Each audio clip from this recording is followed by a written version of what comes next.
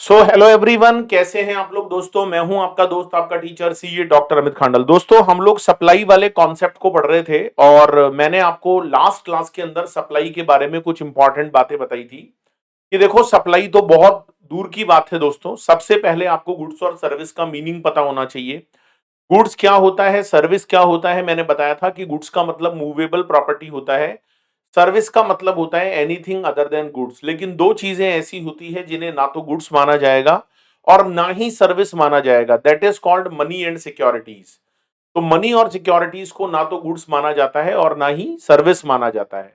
दोस्तों, एक बात और बता दूं आप लोगों को कि जो मनी एंड सिक्योरिटीज है वो गुड्स भी नहीं है और सर्विस भी नहीं है। लेकिन जब हम मनी एंड सिक्योरिटीज को यूज करते हैं या उसके बदले में कोई ब्रोकरेज या कमीशन हमको देना पड़ता है, जब हम उसको कन्वर्ट करवाते हैं या कोई भी सिक्योरिटीज है उसको अगर फैसिलिटेट किया जाता है बाय द स्टॉक ब्रोकर, तो उसके लिए जो भी कमीशन चार्ज किया जाएगा it would be treated as a service. दोस्तों, हम उसको सर्विस मानकर चलेंगे और वो गुड्स और सर्विस की कैटेगरी में आ जाएगा। इसके बाद दोस्तों, मैंने कुछ इंपॉर्टेंट डेफिनेशंस बताई थी।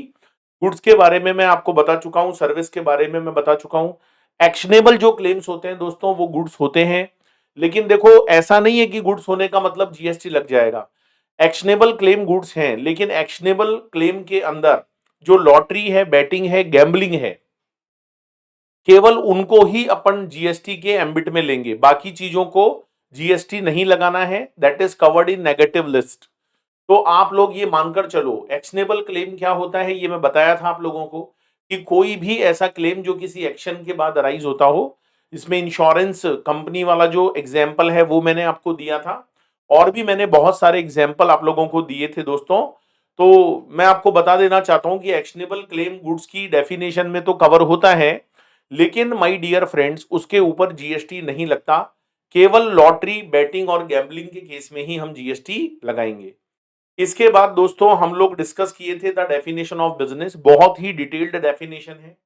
बिजनेस का मतलब ट्रेड करना, कॉमर्स करना, मैन्युफैक्चरिंग, प्रोफेशन, वोकेशन, एडवेंचर या कोई भी सिमिलर एक्टिविटी करना, because it is inclusive definition. या अगर आप इन सब चीजों का कोई इंसिडेंशियल पार्ट करोगे, है ना, एंसिलरी पार्ट करोगे, तो वो भी बिजनेस माना जाएगा दोस्तों। बिजनेस होने के लिए वॉल्यूम और फ्रीक्वेंसी या कंटिन्यूटी का होना बिल्कुल भी जरूरी नहीं है। बिजनेस को कमेंस करने से पहले या बिजनेस को क्लोज होने के बाद अगर कोई एक्टिविटी आप करते हो, कोई कैपिटल गुड्स खरीदते हो, that is also in the provision of business. दोस्तों, जितने भी क्लब होते हैं, सोसाइटीज होती हैं, एसोसिएशंस होते हैं, वो सब भी अगर अपने मेंबर्स को कोई भी फैसिलिटी या बेनिफिट दे रहे हैं, तो वो जो फैसिलिटी और बेनिफिट एक क्लब, एक सोसाइटी अपने मेंबर्स को देगी, उसे भी हम बिजनेस बोलेंगे। इसके अलावा दोस्तों, अगर आप कहीं मूवी देखने जाते हो या आप किसी लाइव कॉन्सर्ट में जाते हो जहां पर आपको एडमिशन का राइट मिलता है, तो वो भी बिजनेस होता है भाई, वो भी बिजनेस होता है। इसके अलावा अगर आप कोई सर्विस का काम कर रहे हो, आप किसी प्रोफेशन को चला रहे हो जिसके लिए आपको कहीं एक ऑफिस बनाना पड़ा, एक ऑफिस एस्टैब्लिश करना पड़ा, जहां से बैठकर आप सर्विस दे रहे हो, इसका मतलब यू आर डूइंग बिजनेस। दोस्तों, जितने भी टोटलाइजेटर होते हैं, रेस क्लब होते हैं, जहां पर बुकीज बैठे होते हैं, जहां पर बुक मेकर होते हैं जो सट्टा लगवाते हैं, जो बुकी का काम करते हैं, मैं मानता हूं दोस्तों कि कुछ काम इनवैलिड हो सकते हैं, लेकिन जीएसटी लगने के लिए वैलिड और इनवैलिड होना जरूरी नहीं है। तो ये बात मानकर चलो दोस्तों, इसे भी हम बिजनेस मानकर चलेंगे। इसके अलावा दोस्तों, सरकार जो होती है, चाहे वो सेंट्रल की हो, चाहे स्टेट की हो, चाहे लोकल बॉडी हो, अगर वो भी एज अ पब्लिक अथॉरिटी कोई भी ट्रांजेक्शन करेगी, तो उसे भी हम बिजनेस बोलेंगे। ई कॉमर्स ऑपरेटर कौन होता है, मैंने बताया था आप लोगों को, जो किसी भी इलेक्ट्रॉनिक कॉमर्स के प्लेटफॉर्म को मेंटेन करेगा, मैनेज करेगा। कंसीडरेशन जानना तो बहुत ज्यादा जरूरी है। कंसीडरेशन का मतलब होता है भाई, जो भी कंसीडरेशन, जो भी पैसा हम सामने वाले को देते हैं। दोस्तों, मुझे एक बात बताओ, क्या कंसीडरेशन हमेशा मॉनेटरी फॉर्मेट में ही होता है? जी नो, कंसीडरेशन मॉनेटरी फॉर्मेट में भी हो सकता है, और दोस्तों कंसीडरेशन नॉन मॉनेटरी फॉर्मेट में भी हो सकता है। दोनों में से किसी भी फॉर्मेट में हो सकता है। या अगर हम सामने वाले से कोई काम करवा लेते हैं, या हम सामने वाले को मना कर देते हैं कि तुम ये काम नहीं करोगे, तो वो भी एक प्रकार का कंसीडरेशन है, उसकी भी कोई ना कोई वैल्यू है। लेकिन दोस्तों, जो सिक्योरिटी डिपॉजिट होता है ना, सिक्योरिटी डिपॉजिट, उसे हम यहां पर कंसीडरेशन नहीं मानते। सिक्योरिटी डिपॉजिट को हम लोग कंसीडरेशन कब मानेंगे दोस्तों? जब हम उस सिक्योरिटी डिपॉजिट से किसी भी सप्लाई की वैल्यू को क्या करेंगे, एडजस्ट करेंगे। तो ये सारी बातें मैंने बताई थी। एक्शनेबल क्लेम क्या होता है, मैन्युफैक्चरिंग क्या होता है। लास्ट में दोस्तों टैक्सेबल सप्लाई की बात हुई थी, नॉन टैक्सेबल सप्लाई की बात हुई थी और एग्जम्प्ट सप्लाई की बात हुई थी। मैं आपको बता देना चाहता हूं दोस्तों, टैक्सेबल सप्लाई वो है जहां पर जीएसटी का लाइबिलिटी अराइज हो गया और कोई भी ऐसा सप्लाई जो जीएसटी के एम्बिट से बाहर है, जैसे alcoholic liquor for human consumption और वो जो 5 पेट्रोलियम प्रोडक्ट्स हैं दोस्तों, उनके ऊपर जीएसटी नहीं लग सकता, बिकॉज वो सारे चीजें नॉन टैक्सेबल सप्लाई का पार्ट है, उन्हें हम नॉन टैक्सेबल सप्लाई बोलते हैं। अच्छा दोस्तों, एग्जम्प्ट सप्लाई का मतलब क्या है? एग्जम्प्ट सप्लाई का मतलब है सप्लाई ऑफ गुड्स और सर्विस और बोथ, ठीक है ना, सप्लाई ऑफ गुड्स और सर्विस और both which attracts nil rate of tax, या तो उसकी रेट जीरो है या दोस्तों वो प्रोडक्ट फुल्ली एग्जम्प्ट है। और एक बात और बता दूं दोस्तों, एग्जम्प्ट सप्लाई का जब आप वर्ड पढ़ोगे ना तो उसमें नॉन टैक्सेबल सप्लाई भी इंक्लूड होती है। तो इसका मतलब एग्जम्प्ट सप्लाई का स्कोप बहुत बड़ा है, उसके अंदर नॉन टैक्सेबल सप्लाई भी इंक्लूड है माय डियर फ्रेंड्स। अच्छा, सप्लायर कौन होता है भाई? जो सप्लाई कर रहा हो, सप्लाई कर रहा हो वो सप्लायर होता है। अब हम सेलर नहीं बोलते, अब हम सर्विस प्रोवाइडर नहीं बोलते, अब हम पता है क्या बोलते हैं? सप्लायर। अच्छा दोस्तों, ये जो सप्लायर होता है, अगर किसी प्रिंसिपल का कोई एजेंट है, अगर किसी प्रिंसिपल का कोई एजेंट है और वो जो एजेंट है ना दोस्तों, वो भी अगर अपने प्रिंसिपल के बिहाफ पर, अगर वो एजेंट भी अपने प्रिंसिपल के बिहाफ पर कोई काम करेगा, तो हम दोस्तों उस एजेंट को भी सप्लायर बोलेंगे। सर एक बात बताओ, रेसिपिएंट कौन होता है? That is very very important. देखो, पहले हम लोग बायर बोलते थे, पहले हम लोग सर्विस का रिसीवर बोलते थे, लेकिन आजकल बायर वर्ड नहीं बोलते हैं जीएसटी आने के बाद, आजकल रेसिपिएंट वर्ड आ गया। रेसिपिएंट कौन होता है ये जानना बहुत जरूरी है दोस्तों। आगे आने वाले चैप्टर्स में आपको बहुत जरूरी है जानना कि कौन रेसिपिएंट है। तो जो पैसा देगा वो रेसिपिएंट है, whether in relation to goods, whether in relation to service, जो भी कंसिडरेशन पे करेगा वेदर मॉनेटरी और नॉन मॉनेटरी, उसे हम लोग रेसिपिएंट बोलेंगे। और अगर दोस्तों किसी ट्रांजैक्शन में अगर कंसीडरेशन नहीं है, पढ़ाया था कल मैंने आप लोगों को, शेड्यूल 1 पढ़ाऊंगा दोस्तों, जिसमें बहुत सारे ट्रांजैक्शन है जहां पर कंसीडरेशन इज नॉट अवेलेबल, फिर भी सप्लाई है वो, that is very very important point. तो जिसको गुड्स रिसीव हो रहा है, जिसको गुड्स डिलीवर हो रहा है, that person should be treated as recipient. या जिसको सर्विस रेंडर्ड हुई है, जिसको सर्विस रेंडर्ड की जा रही है, the person is called recipient. अच्छा, पर्सन में बहुत सारे लोग आते हैं, लेकिन दोस्तों यहां पर मजे की बात देखो, गवर्नमेंट को भी पर्सन माना गया है, सोसाइटी को भी पर्सन माना गया है, गवर्नमेंट कंपनीज को भी पर्सन माना गया है। टैक्सेबल पर्सन कौन होता है बताया था? जो रजिस्टर्ड है जीएसटी के लॉ में या लाइबल टू बी रजिस्टर्ड है। टैक्सेबल टेरिटरी क्या होती है दोस्तों? जहां पर जीएसटी का एप्लीकेबिलिटी है, जहां पर ये सीजीएसटी का लॉ एप्लीकेबल है, उसे हम लोग टैक्सेबल सप्लाई बोलते हैं। अच्छा, फैमिली का मतलब क्या होता है? फैमिली में स्पाउस भी आती है, चिल्ड्रन भी आते हैं, पेरेंट्स भी आते हैं दोस्तों, ग्रैंड पेरेंट्स भी आते हैं, ब्रदर और सिस्टर भी आते हैं। लेकिन जो पेरेंट्स हैं, जो ग्रैंड पेरेंट्स हैं, जो ब्रदर एंड सिस्टर है, वो होली और मेनली डिपेंडेंट होने चाहिए, वो होली और मेनली क्या होने चाहिए? डिपेंडेंट। तो ये सारा डेफिनेशन वाला पार्ट दोस्तों कल हमारा कंप्लीट हो चुका है। आज मैं आपको एक बहुत इंपॉर्टेंट डिस्कशन की ओर लेकर जा रहा हूं, जिसका नाम है कॉन्सेप्ट ऑफ सप्लाई। तो दोस्तों आज हम कॉन्सेप्ट ऑफ सप्लाई के बारे में डिस्कस करेंगे कि भाई ये कॉन्सेप्ट ऑफ सप्लाई क्या चीज है, इसे आज हम समझने की कोशिश करेंगे। तो आप लोग तैयार हो जाइए और कॉन्सेप्ट ऑफ सप्लाई जो है उसको समझने की कोशिश करें। तो चलिए दोस्तों स्टार्ट करते हैं आज हमारा बहुत ही मोस्ट इंपॉर्टेंट टॉपिक, क्योंकि जिसने कॉन्सेप्ट ऑफ सप्लाई नहीं समझा दोस्तों, उसने कुछ नहीं समझा, उसने कुछ नहीं समझा। तो कॉन्सेप्ट ऑफ सप्लाई को दोस्तों आज हम लोग यहां पर स्टार्ट करेंगे, तो आप लोग दिल थाम कर बैठिएगा माय डियर फ्रेंड्स। चलिए जी, तो मैं आप लोगों को बता दूं सबसे पहली बात, देखो जीएसटी लगने के लिए गुड्स और सर्विस का होना बहुत जरूरी है। गुड्स क्या होता है, सर्विस क्या होता है, ये मैंने आपको डिटेल में बताया। कौन कौन सी चीजों को गुड्स और सर्विस की डेफिनेशन से बाहर किया गया है दोस्तों, ये सारी बात भी मैंने आप लोगों को बताई। तो आज हम कॉन्सेप्ट ऑफ सप्लाई को स्टार्ट करेंगे। और दोस्तों मैं बता दूं कि मैं कॉन्सेप्ट के साथ में ही, जैसे ही हमारा सेक्शन 7 कंप्लीट होगा, जितने भी क्वेश्चंस इसके ऊपर बनते हैं वो सारे मैं आपको करवा दूंगा। कॉन्सेप्ट ऑफ सप्लाई, तो क्वेश्चन बैंक आप लोगों को साथ में दिया जा रहा है। ठीक है भाई, जो भी हमारे कोर्स के सब्सक्रिप्शन जिसको मिला है उनको क्वेश्चन बैंक मिल जाएगा। और ये वाला वीडियो भी हम यूट्यूब पर अपलोड करेंगे, तो डिस्क्रिप्शन बॉक्स में आप लोग अगर इस पूरे कोर्स को सब्सक्राइब करना चाहते हो तो मैंने साथ में लिंक दे दिया है। कॉन्सेप्ट ऑफ सप्लाई सेक्शन 7 क्या बोलता है दोस्तों?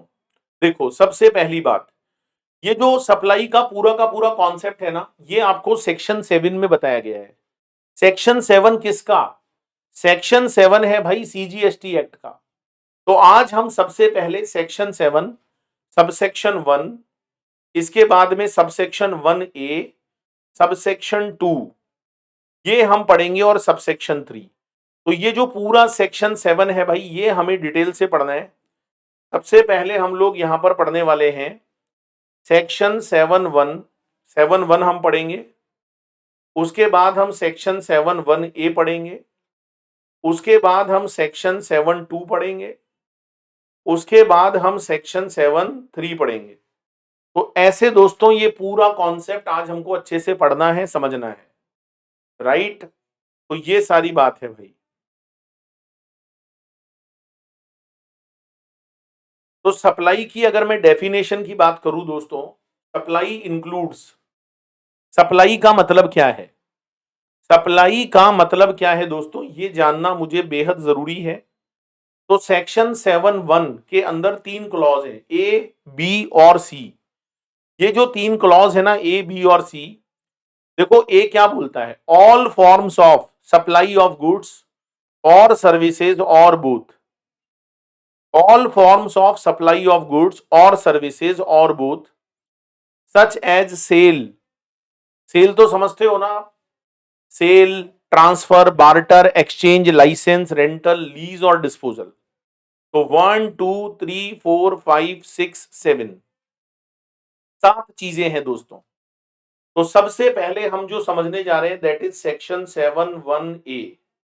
तो दोस्तों 7(1)A क्या बोलता है? All forms of supply of goods और सर्विसेज और बोथ, मतलब गुड्स भी हो सकता है, सर्विस भी हो सकती है, और गुड्स और सर्विस का टोटल एक मिक्सचर भी हो सकता है। सर कोई एग्जांपल है क्या आपके पास जहां गुड्स भी होता है और सर्विस भी होती है? हाँ, जैसे आप रेस्टोरेंट में खाना खाते हो तो वहां गुड्स भी होता है, वहां सर्विस भी होती है। तो all forms of supply of goods, all forms of supply of service और बोथ, सच एज। अच्छा देखो, इंक्लूसिव डेफिनेशन है दोस्तों, इंक्लूड्स लिखा हुआ है। तो आपको बोला है जैसे सेल करना, सेल का मतलब समझते हो? ओनरशिप ट्रांसफर होना। जब हम किसी प्रोडक्ट को सेल करते हैं तो उसमें ओनरशिप क्या होती है? ट्रांसफर होती है, उसमें ओनरशिप ट्रांसफर होती है। तो सेल करना, ट्रांसफर करना। दोस्तों ट्रांसफर में और सेल में क्या फर्क होता है? ट्रांसफर बड़ी टर्म है, सेल उसका एक पार्ट है। तो सेल को आप छोटी टर्म बोलो, ट्रांसफर को बड़ी टर्म बोलो। तो सेल करना, ट्रांसफर करना, बार्टर समझते हो दोस्तों? बार्टर, बार्टर का मतलब होता है जैसे पुराने टाइम पर पुराने टाइम पर क्या होता था दोस्तों, जैसे मेरे पास मकान है और आपके पास ज्वेलरी है, मुझे आपकी ज्वेलरी बहुत पसंद है और आपको मेरा मकान बहुत पसंद है, तो मैंने अपने हाउस को ट्रांसफर किया और आपने मुझे बदले में ज्वेलरी दे दी, और आपने ज्वेलरी ट्रांसफर करी, मैंने बदले में अपना हाउस दे दिया। That is called exchange. तो लॉ कहता है कि एक्सचेंज करना भी सप्लाई है। अच्छा दोस्तों, एक्सचेंज सॉरी बार्टर, बार्टर ये तो भी मैंने बार्टर का एग्जांपल दिया। सर फिर ये एक्सचेंज भी वही होता होगा, बार्टर और एक्सचेंज में क्या फर्क है? बार्टर में और एक्सचेंज में क्या फर्क है दोस्तों? एक बहुत छोटा सा माइनर फर्क है, मैं समझाता हूं। जैसे आपको नया मोबाइल खरीदना है, मान लो 50,000 का आईफोन खरीदना है आपको, 50,000 का, तो आप शॉप पर जाते हो, वहां पर आप अपना पुराना मोबाइल देते हो और पुराने मोबाइल के 10,000 रुपए शॉपकीपर उसमें भर लेता है और आप 40,000 रुपए कैश देते हो। तो बताओ दोस्तों, आपको 50,000 का नया मोबाइल मिला। तो इसमें पार्ट कंसीडरेशन आपका इन काइंड होता है और पार्ट कंसीडरेशन इन मनी होता है। तो हम इसको बोलते हैं एक्सचेंज। तो एक्सचेंज में और बार्टर में जो सबसे बड़ा डिफरेंस है वो ये है, बार्टर के अंदर मनी इन्वॉल्व नहीं होती है, लेकिन एक्सचेंज में मनी इन्वॉल्व होती है। तो सामान का एक दूसरे को खरीदना बेचना बार्टर सिस्टम है। मुझे ज्वेलरी चाहिए, आपको मकान चाहिए, मैंने मकान के बदले में ज्वेलरी ले ली, आपने ज्वेलरी के बदले में मकान ले लिया, that is called barter system. लेकिन जब आप मोबाइल चेंज करवाते हो, पुराना एक्सचेंज करवाते हो, दैट इज कॉल्ड एक्सचेंज। अच्छा, लाइसेंस में और रेंटल, लाइसेंस समझते हो? लाइसेंस का मतलब होता है राइट, किसी को अपना राइट ट्रांसफर करना। जैसे मेरे पास एक बहुत बड़ी मशीन है जिससे अगर मैं चाहूं तो कितने भी टाइम तक प्रोडक्शन कर सकता हूं, तो मैंने उस मशीन के मैन्युफैक्चरिंग राइट आपको दे दिए। तो भाई साहब, जब मैं मशीन का मैन्युफैक्चरिंग राइट आपको दूंगा तो इसका मतलब दोस्तों मैं अपना लाइसेंस वहां पर ट्रांसफर कर रहा हूं। और लाइसेंस ट्रांसफर करना भी कानून की नजर में क्या है? ट्रांसफर। सप्लाई, रेंट पर देना समझते हो? रेंट में और लीज में क्या फर्क है? रेंट में और लीज में क्या फर्क है? रेंट में और लीज में क्या फर्क होता है दोस्तों? रेंट के अंदर क्या होता है दोस्तों कि जो प्रॉपर्टी रेंट पर दी जाती है, सामने वाला उसको चेंज नहीं कर सकता, मॉडिफाई नहीं कर सकता। लीज में क्या होता है कि सामने वाला उसमें मॉडिफिकेशन कर सकता है। दोनों किराए पर देना है, ओनरशिप आप ही के पास रहेगी। तो अगर आप प्रॉपर्टी को रेंट पर दो या लीज पर दो, बस फर्क इतना सा है कि रेंट में सामने वाला स्ट्रक्चर को चेंज नहीं करेगा और लीज वाले में वो स्ट्रक्चर को चेंज भी कर सकता है ना? तो रेंट पर देना भी सप्लाई है और लीज पर देना भी सप्लाई है। अच्छा, डिस्पोजल का मतलब क्या है? डिस्पोजल का मतलब है फेंक देना, खराब हो गई कोई चीज, फेंक देना, खराब हो गई वो चीज भी सप्लाई है। अब आप कहोगे सर फेंकने पर जीएसटी लगेगा, उसको सप्लाई मानेंगे? दोस्तों, इस वर्ड के लिए थोड़ा सा रुक जाओ, मैं आपको थोड़ी देर बाद जब शेड्यूल नंबर 1 पढ़ाऊंगा तो डिस्पोजल वर्ड समझ में आएगा। तो हम सबसे पहले सेक्शन 7(1)(a) पढ़ रहे हैं। 7(1)(a) ने क्या बोला दोस्तों? All forms of supply of goods service और both such as sale, transfer, barter, exchange, licence, rental, lease और डिस्पोजल। ठीक है ना? Sale, transfer, barter, exchange, licence, rental, lease और डिस्पोजल, मेड और एग्रीड टू बी मेड। ये देखो, मैंने इसका नीचे एनालिसिस भी कर रखा है, यहां पर आप एनालिसिस देख लो। ये देखो, ये जो हम अभी पढ़ रहे हैं ना सेक्शन 7(1)(a), इसका मैंने यहां पर कंप्लीट एनालिसिस करके दिया है। 7(1)(a) सबसे इंपॉर्टेंट सेक्शन है दोस्तों सप्लाई का। अगर आप सेक्शन 7(1)(a) की बात करोगे और आप कहोगे कि कोई भी ट्रांजैक्शन अगर सप्लाई है तो उसके लिए 4 कंडीशंस का पूरा होना जरूरी है। 4 कंडीशंस, 4 कंडीशन का पूरा होना जरूरी है। जब 4 कंडीशन सेटिस्फाई होती हैं तो ही हम सेक्शन 7(1)(a) के अंदर सप्लाई मानते हैं। पहला, all forms of supply including 8, मतलब ये जो 8 नाम है, 8 है या 7 है, एक बार देखो। 1 2 3 4 5 6 7 8, हाँ 8 चीजें हैं ये।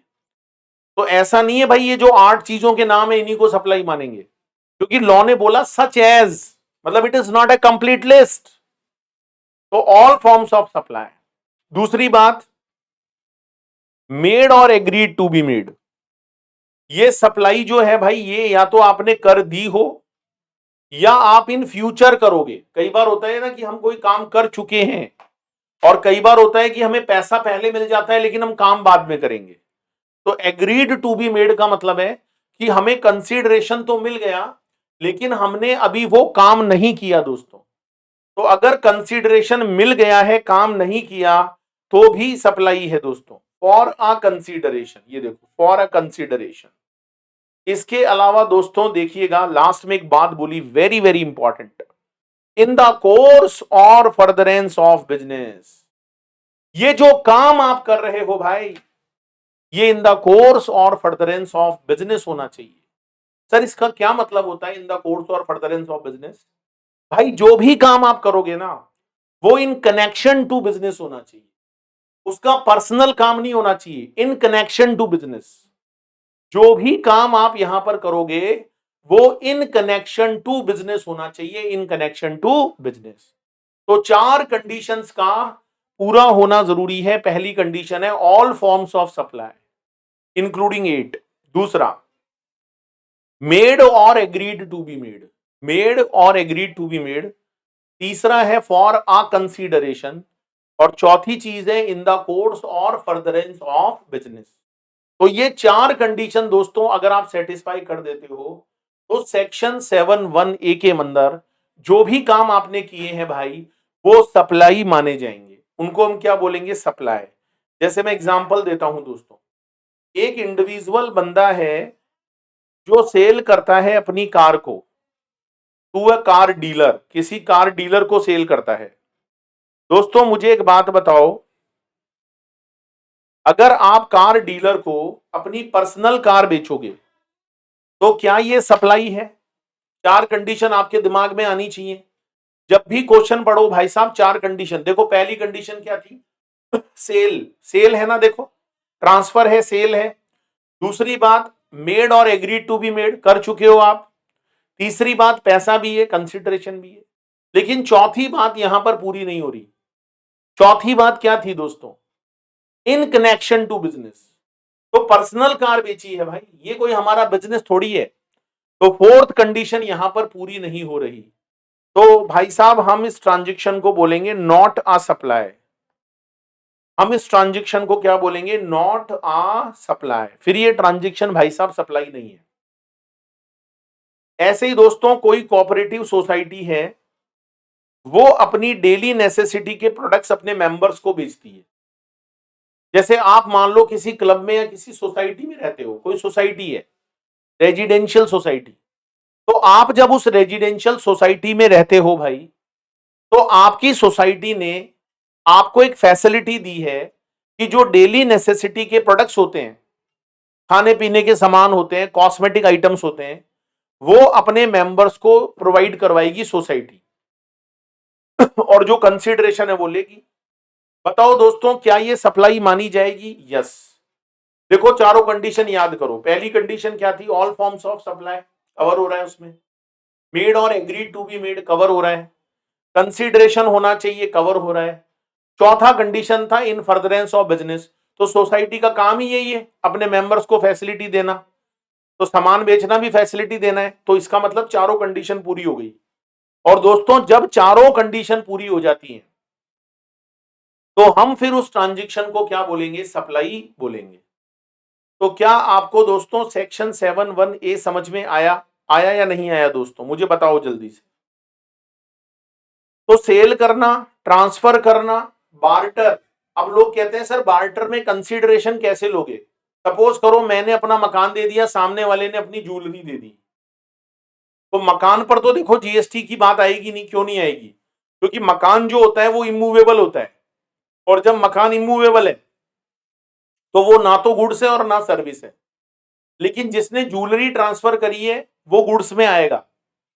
अब आप कहोगे जिसने ज्वेलरी ट्रांसफर करी है या बार्टर सिस्टम में किसी को दी है तो उसके लिए सप्लाई है। लेकिन दोस्तों मुझे एक बात बताओ, उस ज्वेलरी के बदले में कंसीडरेशन में क्या मिला? हाउस मिला। तो हाउस की कोई ना कोई वैल्यू होगी, वो वैल्यू दोस्तों ज्वेलरी का कंसीडरेशन माना जाए। इसके बारे में आप अभी टेंशन मत लो, इसके लिए अलग से एक वैल्यू ऑफ सप्लाई नाम का चैप्टर है, जहां पर दोस्तों आपको वैल्यू निकालना सिखाया है। और वैल्यू तो निकल कर रहेगी दोस्तों, चाहे कुछ भी हो जाए, कुछ भी हो जाए माय डियर फ्रेंड्स, राइट। चलो, तो पहला पॉइंट समझ में आ गया आप सभी लोगों को, 7(1)(a) समझ में आ गया। गुड्स या सर्विस होना चाहिए, all forms of supply, agreed और मेड और एग्रीड टू बी मेड, और कंसीडरेशन होना चाहिए, और इन द कोर्स और फर्दरेंस ऑफ बिजनेस होना चाहिए। इसके बाद में हम बात करेंगे दोस्तों सेक्शन 7(1)(b) की। 7(1)(b) दोस्तों अगर आपने सप्लाई का कॉन्सेप्ट नहीं समझाना तो आपने कुछ नहीं समझा। ये एक तरह से दोस्तों जीएसटी का बैकबोन है, इसको आप जीएसटी का बैकबोन कह सकते हो। क्योंकि जीएसटी आप लोगों को तभी बहुत अच्छे से समझ में आएगा, तभी आपको अच्छे से समझ में आएगा जब आप सप्लाई का कॉन्सेप्ट बहुत अच्छे से समझ लोगे, राइट। इज इट क्लियर और नॉट? हाँ सर बहुत अच्छे से क्लियर है। तो ये बात भाई लोगों आप ध्यान रखना। चलो अब मैं 7(1)(b) की ओर लेकर जा रहा हूं। दोस्तों सेक्शन 7(1)(b) क्या कहता है? Import of services. सर यहां पर गुड्स का नाम क्यों नहीं है? 7(1)(a) में तो गुड्स का नाम भी था और सर्विस का भी नाम था। जल्दी से बताओ, सोचो जरा। 7(1)(b) में इंपोर्ट ऑफ सर्विस का ही नाम क्यों है? वहां पर इंपोर्ट ऑफ गुड्स का नाम क्यों नहीं है? दोस्तों इसका रीजन बता देता हूं आपको। क्योंकि अगर आप गुड्स इंपोर्ट करोगे, गुड्स, तो गुड्स इंपोर्ट करने पर तो कस्टम ड्यूटी लगती है। इसलिए दोस्तों गुड्स को मना कर दिया। और आपको पता है कस्टम ड्यूटी जीएसटी से बाहर है, तो इसीलिए यहां पर वर्ड यूज हुआ है import of service for a consideration whether और नॉट इन द कोर्स और फर्दरेंस ऑफ बिजनेस। चलिए इसका भी मैं आपको एनालिसिस कराता हूं। देखो मैंने नोट्स में नीचे ही नीचे आपको एनालिसिस दे रखा है, तो नोट्स को आप अपनी कॉपी में जरूर बनाकर चलिएगा। वैसे मैं आपको इसका सॉफ्ट कॉपी दे दूंगा, लेकिन अगर आप खुद से लिखेंगे दोस्तों तो ज्यादा याद होगा। ठीक है, तो ये बात ध्यान रखो, पॉज करके लिख लिया करो, कोई दिक्कत वाली बात नहीं है। चलो जी, इंपोर्ट ऑफ सर्विस की बात करते हैं। तो हम सेक्शन 7(1)(b) का यहां पर एनालिसिस करेंगे। Import of service, import of service को भी सप्लाई माना गया है। It is not import of goods my dear friends. Why? क्योंकि दोस्तों गुड्स इंपोर्ट करने पर तो कस्टम ड्यूटी लगती है। तो यहां पर लॉ मेकर ने गुड्स की जगह केवल क्या नाम लिखा? Import of service for a consideration. दूसरी बात है पैसा होना चाहिए, फ्री नहीं होना चाहिए, कुछ ना कुछ कंसीडरेशन जरूर होना चाहिए, वेदर मॉनेटरी हो और चाहे नॉन मॉनेटरी हो। लेकिन दोस्तों एक मजे की बात देखो, आप जब सर्विस को इंपोर्ट करते हो तो आपने इंडिया में जो भी सर्विस इंपोर्ट करी है, चाहे वो इन फर्दरेंस ऑफ बिजनेस करी हो तो भी सप्लाई है, और चाहे आपने पर्सनल पर्पस के लिए करी हो, मतलब नॉट इन कोर्स और फर्दरेंस ऑफ बिजनेस, तो भी सप्लाई है। तो जब आप इंडिया के बाहर से सर्विस को इंडिया के अंदर इंपोर्ट करते हो, तो चाहे भाई बिजनेस के कनेक्शन में करो या विदाउट बिजनेस कनेक्शन में करो, अगर आपने पैसा दिया है, अगर आपने कंसिडरेशन दिया है, तो this transaction would be treated as supply. दोस्तों हम उसको सप्लाई बोलेंगे। लेकिन दोस्तों याद रखना, मेरी बात को याद रखना, जब आप बिजनेस के लिए कोई भी सर्विस इंडिया के बाहर से इंपोर्ट करते हो तो वो सप्लाई है।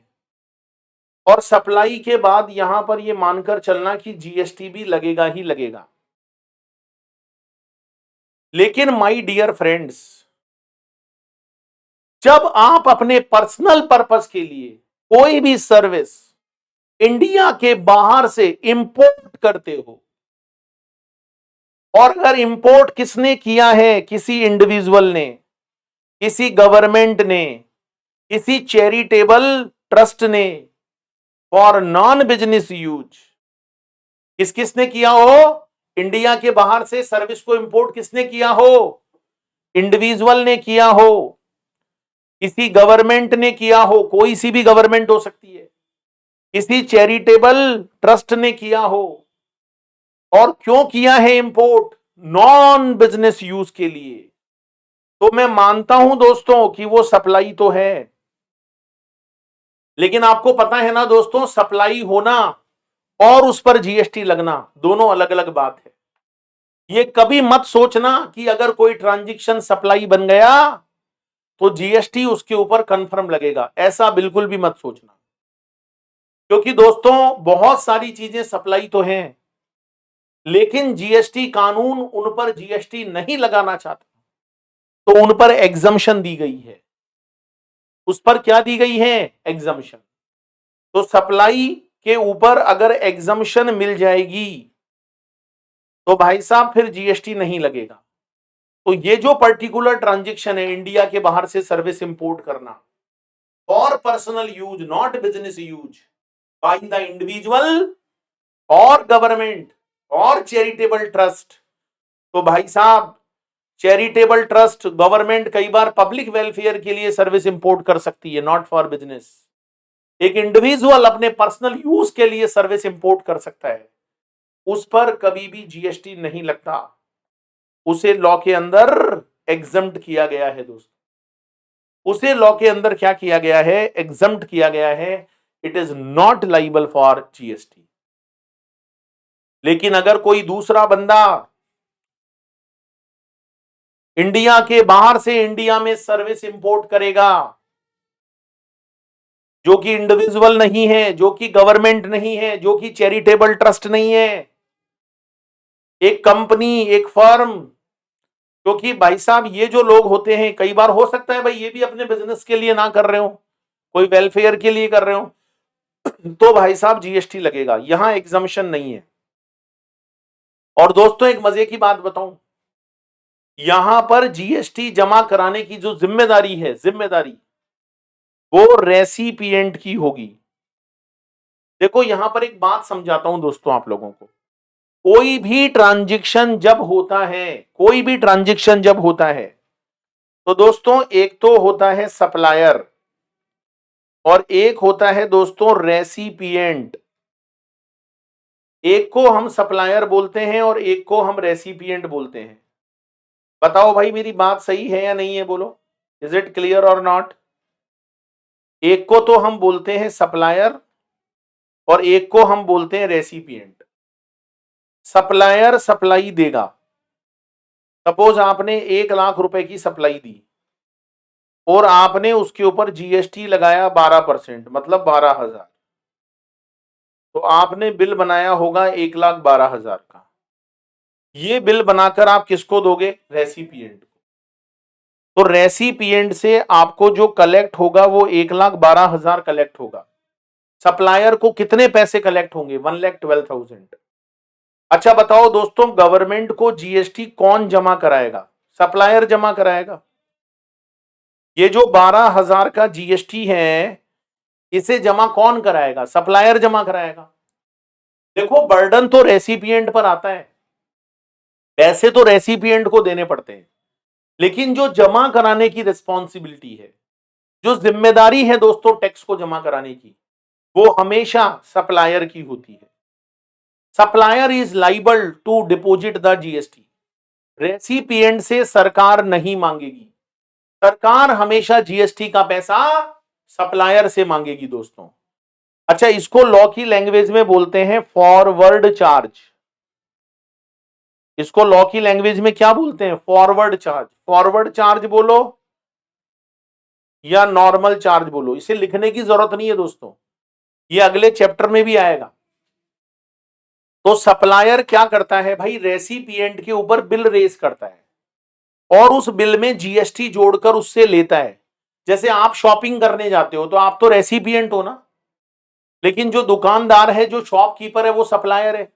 तो आप थोड़ी जीएसटी जमा कराते हो, आप तो पैसे देके आ जाते हो। जीएसटी जमा कराने की जिम्मेदारी किसकी होती है? सप्लायर की। लेकिन दोस्तों आगे चलकर जो हमारा नेक्स्ट चैप्टर है वहां पर आप देखोगे कि कुछ ऐसे एक्सेप्शनल केस दिए गए हैं, whether in relation to goods और whether in relation to service, जहां पर जीएसटी जमा कराने की जिम्मेदारी रेसिपिएंट पर डाल दी गई है। जीएसटी कौन जमा कराएगा? रेसिपिएंट। जैसे सप्लायर है और ये रेसिपिएंट है। अब सप्लायर ने 1 लाख रुपए का बिल बनाकर दिया, तो ये बिल में जीएसटी नहीं जोड़ेगा, ये बिल बनाकर रेसिपिएंट को दे देगा। और वो जो 12,000 का जीएसटी है ना, वो रेसिपिएंट गवर्नमेंट को जमा कराएगा। तो अल्टीमेटली गवर्नमेंट को तो पैसा मिलना है और बर्डन हमेशा रेसिपिएंट पर ही आना है। सप्लायर जमा कराएगा तो भी रेसिपिएंट पर आना है, रेसिपिएंट खुद जमा कराएगा तो भी रेसिपिएंट पर आना है। लेकिन दोस्तों जब रेसिपिएंट जीएसटी जमा कराता है तो उस सिचुएशन को हम लॉ की लैंग्वेज में बोलते हैं रिवर्स चार्ज। क्या बोलते हैं? Reverse charge. तो जब जब सरकार को ऐसा लगता है कि सप्लायर से जीएसटी कलेक्ट करना मुश्किल हो सकता है, तो वहां पर सरकार ने रिवर्स चार्ज मैकेनिज्म लगा रखा है और उसकी कंप्लीट टेबल अगले चैप्टर में दोस्तों, नेक्स्ट चैप्टर में हम लोग पढ़ेंगे। तो मैं आपको याद दिला दूं, देखो एक बार फिर से हम इस पॉइंट पर आते हैं। जब भी इंपोर्ट ऑफ सर्विस होगा फॉर ए कंसीडरेशन, इंडिया में जब भी सर्विस इंपोर्ट की जाएगी, नॉट गुड्स ओनली, बात हो रही है सर्विस की, whether in connection to business or not. अगर बिजनेस के कनेक्शन में करोगे तो सप्लाई भी है और जीएसटी भी लगेगा। लेकिन दोस्तों अगर वो बिजनेस के कनेक्शन में नहीं है और इंपोर्ट किसी इंडिविजुअल पर्सन ने, गवर्नमेंट ने, किसी चैरिटेबल ट्रस्ट ने नॉन बिजनेस यूज के लिए किया है, तो सप्लाई तो है, सप्लाई तो है, लेकिन गवर्नमेंट ने उसके ऊपर एग्जम्पशन दे दी दोस्तों। क्योंकि सप्लाई होना अलग बात है और सप्लाई के ऊपर जीएसटी लगना अलग बात है दोस्तों। लेकिन बाकी की जितनी भी अदर सिचुएशंस हैं जो इस पॉइंट में कवर नहीं हुई, तो वहां पर सप्लाई भी है और वहां पर दोस्तों जीएसटी भी लगेगा। और बता दूं जीएसटी जमा कौन कराएगा, यहां पर लगेगा आरसीएम। आरसीएम मतलब रिवर्स चार्ज, मतलब जीएसटी जमा कराने की जो जिम्मेदारी होगी वो रेसिपिएंट की होगी। क्योंकि सप्लायर तो इंडिया के बाहर बैठे हैं, तो गवर्नमेंट को ऐसा लग सकता है, तो गवर्नमेंट ने यहां पर आरसीएम लगा दिया। तो आरसीएम कब लगेगा कब नहीं लगेगा ये मैं आपको नेक्स्ट चैप्टर में कवर कराऊंगा। वो तो बात आ गई थी भाई, इसलिए बीच में बताना पड़ा, आप इसकी टेंशन ना लो। तो आप लोगों को समझ में आया, 7(1)(a) समझ में आया। देखो 7(1)(a) क्या बोलता है, नोट कर लो, ऐसे पॉज करके नोट कर लेना। All for conditions must be satisfied. पहले पॉइंट में 7(1)(a) में गुड्स भी हो सकता है, सर्विस भी, 4 कंडीशन पूरी होनी चाहिए। ऑल फॉर्म्स ऑफ सप्लाई हो सकता है, मेड और agreed to be made, consideration होना चाहिए और इन कनेक्शन टू बिजनेस होना चाहिए। लेकिन दोस्तों जब आप 7(1)(b) की बात करते हो तो यहां पर इंपोर्ट ऑफ सर्विस कंसीडरेशन होना बहुत जरूरी है। इन कनेक्शन टू बिजनेस हो या ना हो डजेंट मैटर। अगर in connection to business import किया है, अच्छा यहां गुड्स का नाम नहीं है, ध्यान रखना, सर्विस का नाम है। अगर इन कनेक्शन टू बिजनेस होगा तो भी सप्लाई मानेंगे, इन कनेक्शन टू बिजनेस अगर नहीं होगा तो भी सप्लाई मानेंगे। बस इतना सा ध्यान रखना दोस्तों कि जब इन कनेक्शन टू बिजनेस नहीं होता है और सप्लाई की जाती है, तो कुछ इंडिविजुअल लोगों को, सरकार को तो जीएसटी नहीं देना पड़ेगा, एग्जम्पशन है, बाकी सिचुएशन में देना पड़ेगा। और जमा कौन कराएगा दोस्तों, सप्लायर या रेसिपिएंट? जल्दी से बोलो, कौन जमा कराएगा? रेसिपिएंट जमा कराएगा। रिवर्स चार्ज, क्या बोलते हैं इसको? Reverse charge. ये देखो एग्जाम्पल देखो, मिस्टर छग्गू, छग्गू नाम खतरनाक है, mister Chaggu has availed service of architect. एक बंदा है छग्गू, इंडिया में है छग्गू नाम का, वो आर्किटेक्ट की सर्विस ले रहा है क्योंकि उसे अपना ऑफिस बनाना है। ऑफिस कहां पर बनेगा? In London, having office in London. अच्छा अच्छा अच्छा अच्छा, छगन जो है वो आर्किटेक्ट सर्विस इंडिया में ले रहा है किसी ऐसे ऑफिस से जो लंदन में है, मतलब आर्किटेक्ट साहब लंदन में बैठे हैं और आप उनको ही कह रहे हो, हे लंदन के आर्किटेक्ट जरा मुझे इंडिया में आर्किटेक्ट की सर्विस दे दे। अच्छा सपोज करो आपको इंडिया में नया ऑफिस बनवाना है, उसके लिए आप सर्विस ले रहे हो। बोलो दोस्तों सप्लाई है क्या? हाँ सप्लाई है। लेकिन अगर आप अपना घर बनवा रहे हो, क्योंकि छग्गू तो इंडिविजुअल हो गया ना, अपना घर बनवा रहे हो, तो क्या सप्लाई है दोस्तों? हाँ सप्लाई तो है। ये मत बोल देना कि सप्लाई नहीं है, सप्लाई तो है लेकिन एग्जेम्प्ट है।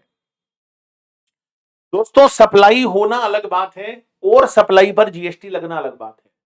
अभी हम ये नहीं पढ़ रहे कि जीएसटी लगेगा या नहीं लगेगा, अभी इस चैप्टर में हम ये पढ़ रहे हैं कि उसको सप्लाई माने या ना माने। तो सप्लाई तो है लेकिन जीएसटी नहीं लगेगा। आगे चलकर जब मैं एग्जम्पशन चैप्टर पढ़ाऊंगा ना, वहां दिखा दूंगा। तो आप इंडिया के बाहर से सर्विस चाहे इन कनेक्शन टू बिजनेस लो या इन कनेक्शन टू बिजनेस ना लो, इट इज ऑलवेज सप्लाई। लेकिन इन कनेक्शन टू बिजनेस होगा तो जीएसटी भी लगेगा। अगर इन कनेक्शन टू बिजनेस नहीं होगा तो भाई एग्जम्पशन मिल जाएगी in case of individual, government और सोसाइटी। तो 7(1)(a) क्लियर है, 7(1)(b) क्लियर है? बोलो भाई बोलो, दोनों पॉइंट्स क्लियर हैं आपको? चलिए अब हम लोग सेक्शन 7(1)(c) पर आ जाते हैं। लो जी, हमारा मेन पार्ट। तो 7(1)(a) हो गया, 7(1)(b) हो गया। अब हम 7(1)(c) पर आ जाते हैं। 7(1)(c) क्या कहता है? 7(1)(c) देखते हैं इसको।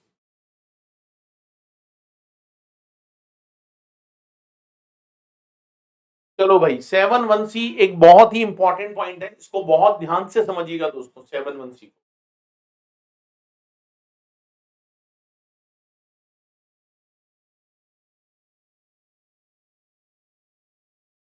जैसे ही दोस्तों सप्लाई वाला कॉन्सेप्ट पूरा होगा, मैं आपको इसके क्वेश्चंस का भी पूरा पूरा प्रैक्टिस कराऊंगा। देखो भाई, 7(1)(c) क्या बोलता है? Activities specified in schedule 1। दोस्तों यहां पर एक शेड्यूल 1 बना हुआ है, वो शेड्यूल 1 क्या है वो भी अभी मैं आपको बता दूंगा। लॉ कहता है कि भाई कोई भी एक्टिविटीज जो शेड्यूल नंबर 1 के अंदर स्पेसिफाइड हैं, कोई भी ऐसी एक्टिविटी भाई जो शेड्यूल नंबर 1 के अंदर स्पेसिफाइड है, मेड और agreed to be made without a consideration. मतलब मेड और एग्रीड टू बी मेड तो है, सारी कंडीशन पूरी हो रही है, लेकिन कंसिडरेशन गायब है। अब आप कहोगे सर ऐसे कौन से ट्रांजेक्शन हो गए जहां पर कंसिडरेशन ही नहीं है फिर भी आप सप्लाई मान लोगे? दोस्तों यही तो जीएसटी का ब्यूटी है। अरे यही बात तो आज हमको समझनी है। भाई आप पहले पढ़े हो ना पढ़े हो, मैं तो आपको ये मानकर पढ़ा रहा हूं कि आपको कुछ नहीं आता। क्योंकि अगर मैंने ये मान लिया ना आपको सब कुछ आता, तो फिर आपका घाटा हो जाता। तो मैं ये मानकर चल रहा हूं जी आपको कुछ नहीं आता। अब सुनो, मैं आपको सेक्शन 7(1)(c) के अंदर कुछ ऐसी एक्टिविटीज बताऊंगा जो कि शेड्यूल नंबर 1 के अंदर स्पेसिफाइड है दोस्तों, और वहां पर कंसीडरेशन भी नहीं है। तो भी तो भी दोस्तों हम उन सभी ट्रांजैक्शंस को सप्लाई मानेंगे, हम उनको सप्लाई मानेंगे। और वो शेड्यूल 1 कहां पर है दोस्तों? ये देखो नीचे एनालिसिस पार्ट में मिलेगा। 7(1)(a) का हो गया एनालिसिस, 7(1)(b) का हो गया। अब आ जाओ जी 7(1)(c) पर। ये देखो सेक्शन 7(1)(c), ये है दोस्तों हमारा सेक्शन 7(1)(c). और 7(1)(c) में मैं आपको शेड्यूल नंबर 1 पढ़ाऊंगा। शेड्यूल नंबर 1 में 4 पॉइंट हैं दोस्तों, जिनको हम पैरा बोलते हैं, पैरा 1 टू पैरा 4। तो ये 4 पैरा आपको याद करने हैं। और दोस्तों जीएसटी के अंदर जब भी किसी क्वेश्चन में कंसीडरेशन गायब हो, आपके सामने अगर कोई ऐसा क्वेश्चन आ जाए जहां पर कंसीडरेशन गायब है, तो एक बार ये जरूर देख लेना दोस्तों कि वो ट्रांजैक्शन क्या शेड्यूल नंबर 1 में कवर होता है, क्या वो पैरा नंबर 1 से लेकर पैरा 4 में आता है। अगर वो पैरा नंबर 1 से पैरा 4 के बीच में आता है दोस्तों, तो कंसीडरेशन अगर नहीं भी है तो भी उस ट्रांजैक्शन को आप सप्लाई मानोगे। उस ट्रांजैक्शन को दोस्तों आपको सप्लाई मानना पड़ेगा।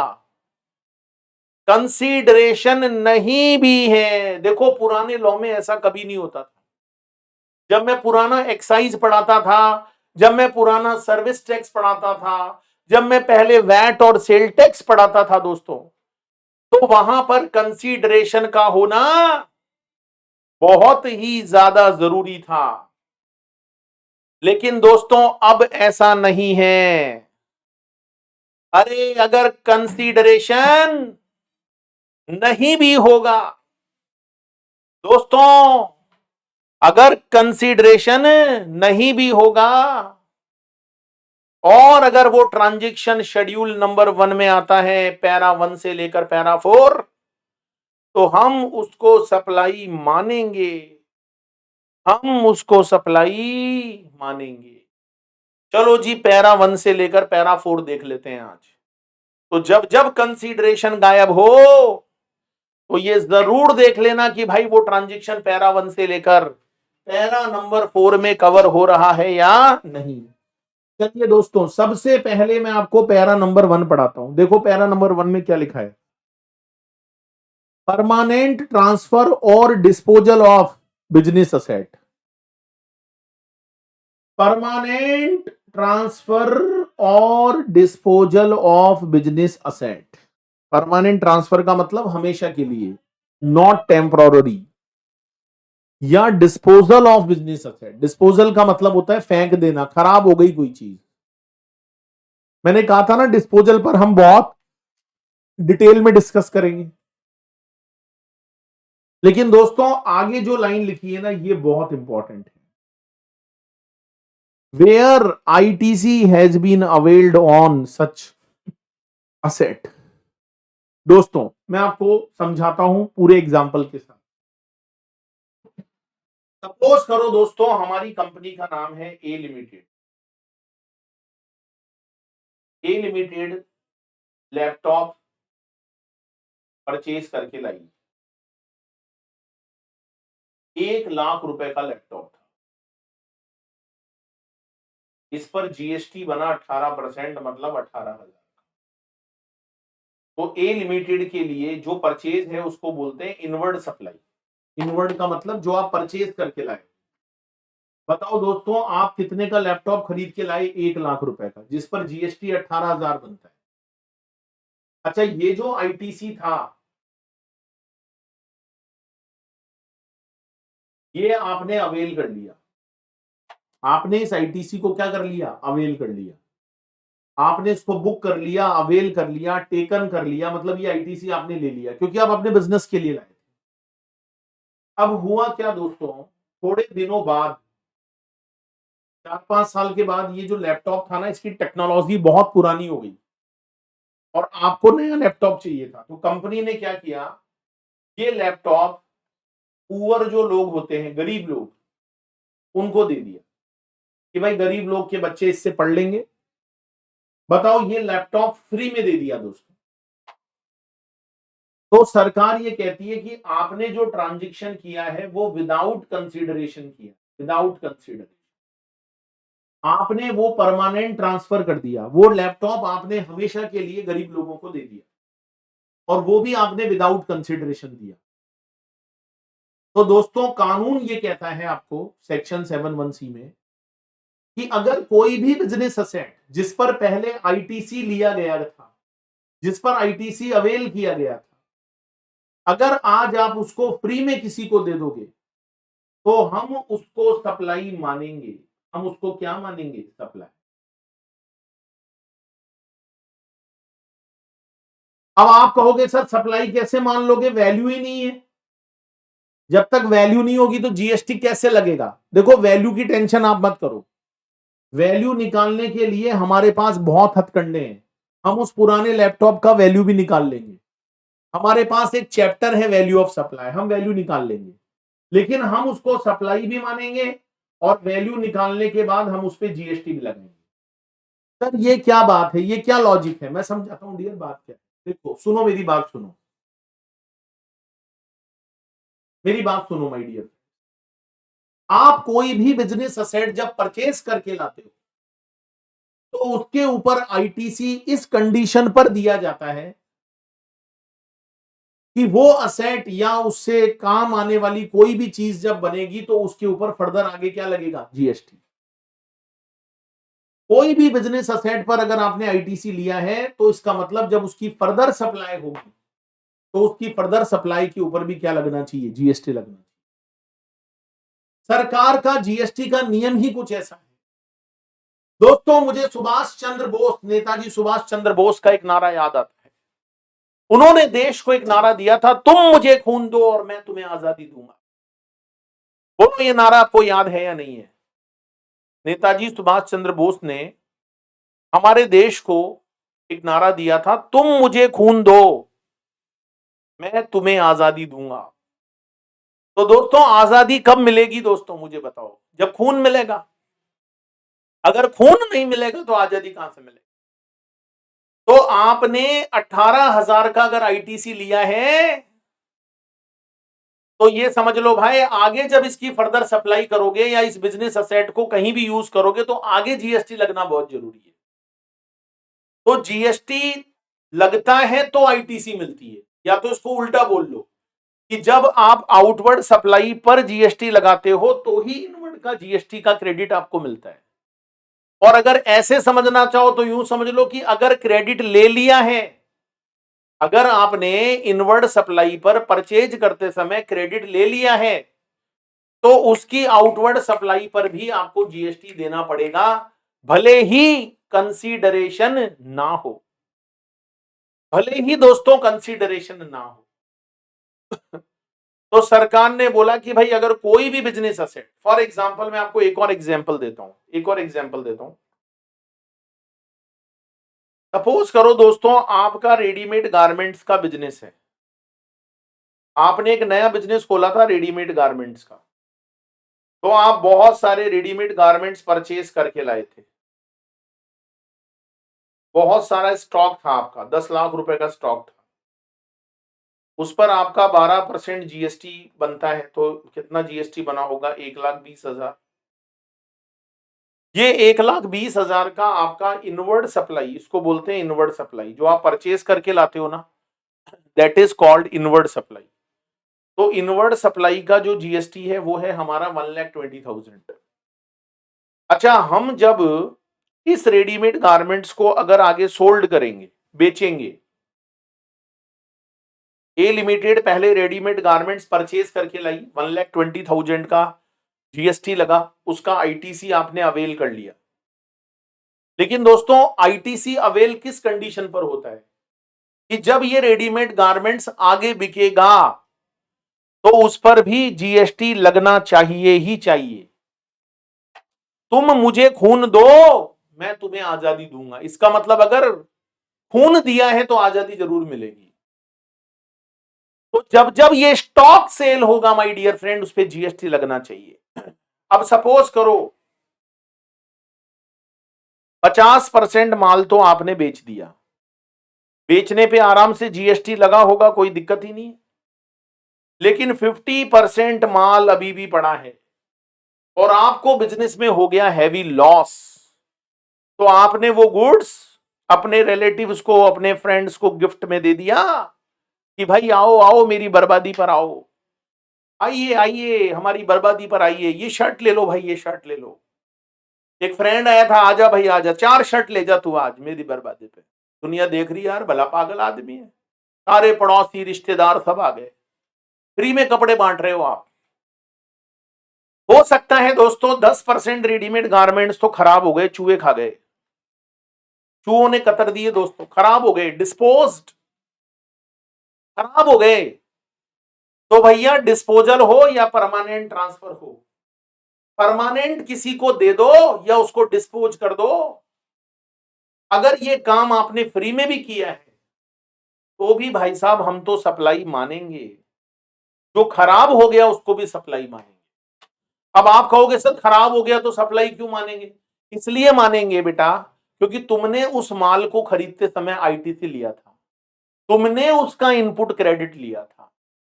जिस जिस चीज का इनपुट क्रेडिट ले लिया जाता है, अगर वो चीज बाद में डिस्पोज भी हो जाए, खराब भी हो जाए, किसी को फ्री में बांट दी जाए, तो भाई साहब फ्री में बांटना या वो डिस्पोजल भी सप्लाई माना जाता है। बोलो भाई लोगों बात। हाँ सर एक बात बताओ, इसने मान लो गुड्स खरीदा तब ये जीएसटी में लाइबल नहीं था, तो इसने आईटीसी लिया ही नहीं, ये टैक्स तो देकर आया होगा लेकिन ये आईटीसी कैसे लेता? इसने आईटीसी लिया ही नहीं।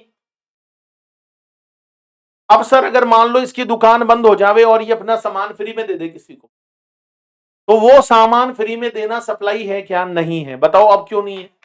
इसलिए नहीं है क्योंकि आपने पहले आईटीसी नहीं लिया था। आप लैपटॉप खरीद के लाए अपनी कंपनी में, आपने जीएसटी का क्रेडिट नहीं लिया, क्योंकि क्रेडिट तभी मिलता है दोस्तों जब आप जीएसटी के लॉ में रजिस्टर्ड होते हो। आपको पता है दोस्तों जीएसटी में रजिस्ट्रेशन करवाना पड़ता है। अगर मेरी फर्म जीएसटी में रजिस्टर्ड नहीं है, because I am not liable, तो मुझे इनपुट क्रेडिट नहीं मिलेगा, चाहे मैं लैपटॉप खरीद लूं, चाहे मैं कपड़े खरीद लूं, मुझे नहीं मिलेगा। अच्छा, फिर वो लैपटॉप अगर मैं किसी को फ्री में दूंगा, फिर वो गुड्स या स्टॉक मैं किसी को फ्री में दूंगा, तो क्या आप उसको सप्लाई मान लोगे? नहीं मान सकते। तो सेक्शन 7(1)(c) शेड्यूल नंबर 1 का पैरा नंबर 1 क्या बोलता है आपको?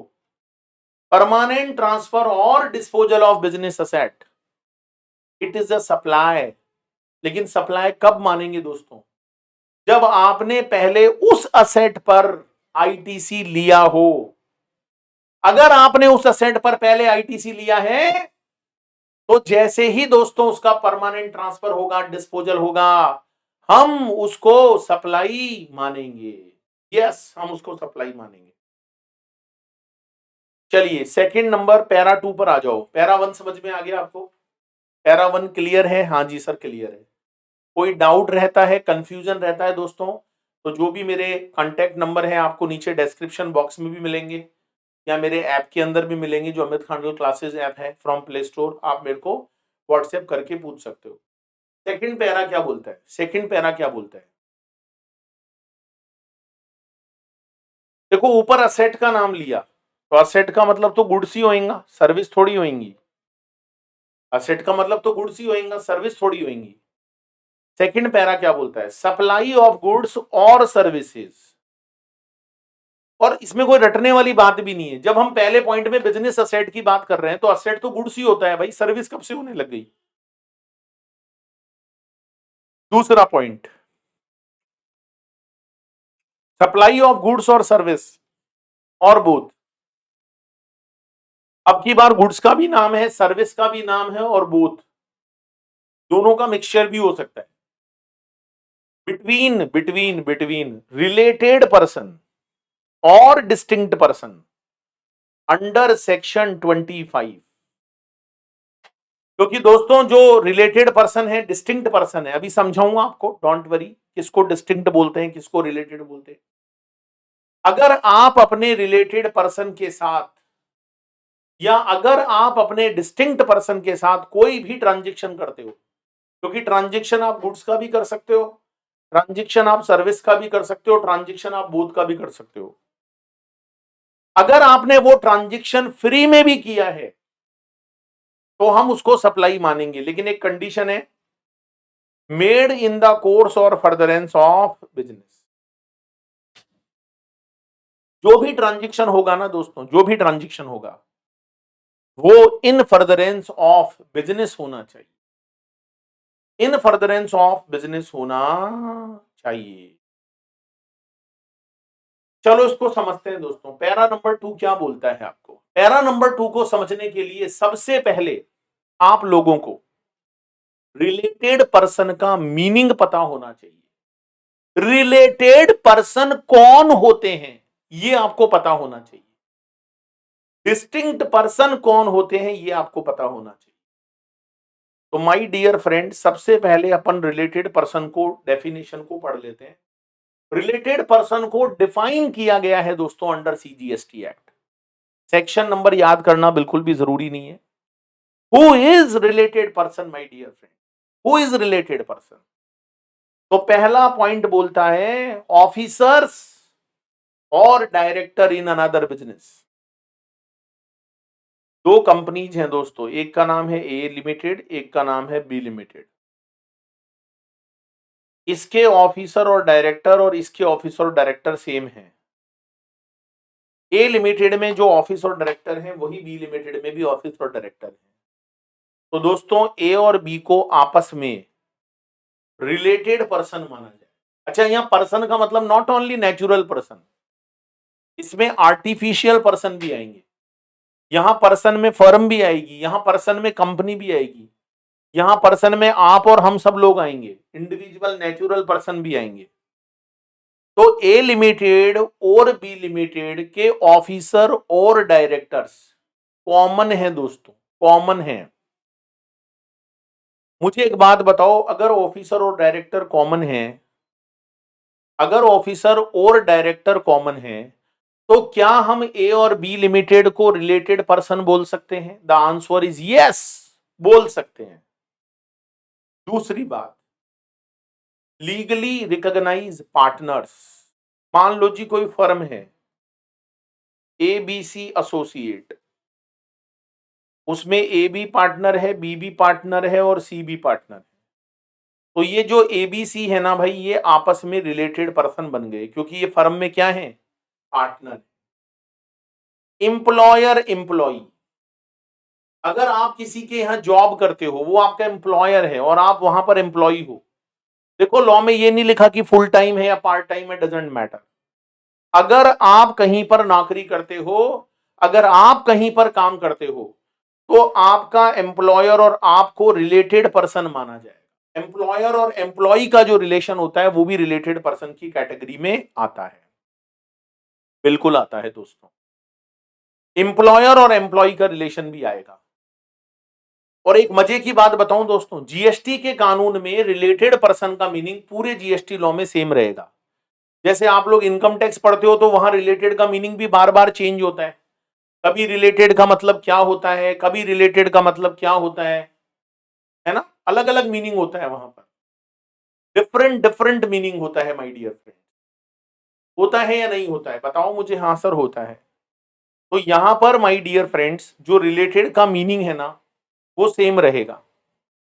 तो अगर आप एक दूसरे के बिजनेस में ऑफिसर हो, अगर आप एक दूसरे के बिजनेस में डायरेक्टर हो, तो हम आपको रिलेटेड पर्सन बोलेंगे। अगर आप लीगली रिकॉग्नाइज पार्टनर हो, तो भी हम आपको रिलेटेड पर्सन बोलेंगे। अगर आपका और आपके सामने वाले बंदे का एम्प्लॉयर एम्प्लॉय रिलेशन है, तो भी हम रिलेटेड पर्सन मानेंगे। या तीसरा पर्सन 25% या उससे ज्यादा का वोटिंग पावर रखता है। मैं समझाता हूं, जैसे दो कंपनीज हैं, ए लिमिटेड और बी लिमिटेड। अब एक बंदा है दोस्तों, एक बंदा है, उसका नाम है मिस्टर सी।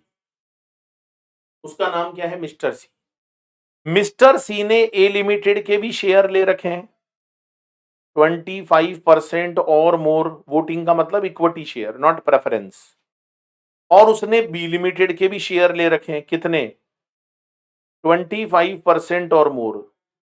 मिस्टर सी ने ए लिमिटेड में भी शेयर खरीद रखे हैं और बी लिमिटेड में भी शेयर खरीद रखे हैं। तो दोस्तों ए और बी को आपस में रिलेटेड पर्सन कहा जाए।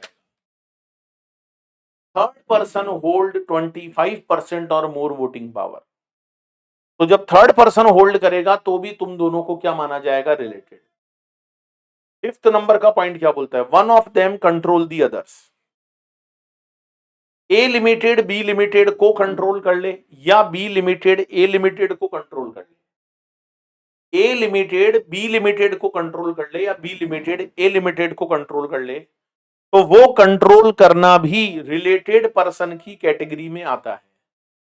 One of them control the others, one of them control the others, या third person control both of them. जैसे एक कंपनी है ए, एक का नाम है बी और एक का नाम है सी। सी ए को भी कंट्रोल करती है और बी को भी। तो ए और बी आपस में क्या माने जाएंगे, related person. Such person together control a third person. ऐसा भी हो सकता है दोस्तों कि ए लिमिटेड और बी लिमिटेड ने मिलकर सी को कंट्रोल कर लिया। पहले तो सी कर रहा था, पहले वाले पॉइंट में तो सी कंट्रोल कर रहा था ए और बी को। अब की बार ए और बी मिलकर सी को कंट्रोल कर रहे हैं। तो third person control both of them, या such person together control a third person, तो भी भाई साहब ए और बी को रिलेटेड पर्सन माना जाएगा। या नेक्स्ट पॉइंट है, देखो, person members of the same family. अगर आप सेम फैमिली के मेंबर्स हो दोस्तों, अगर आप सेम फैमिली के मेंबर्स हो, तो भी हम आपको रिलेटेड पर्सन बोलेंगे, तो भी हम आपको रिलेटेड पर्सन बोलेंगे। अब आप कहोगे सर ये पर्सन सेम फैमिली मेंबर्स मतलब, तो मैं आपको फैमिली का मीनिंग बता देता हूं। फैमिली का मीनिंग यहां पर दिया हुआ है। फैमिली का मीनिंग दिखाऊं आपको, चलो एक बार फैमिली का मीनिंग दिखा देता हूं।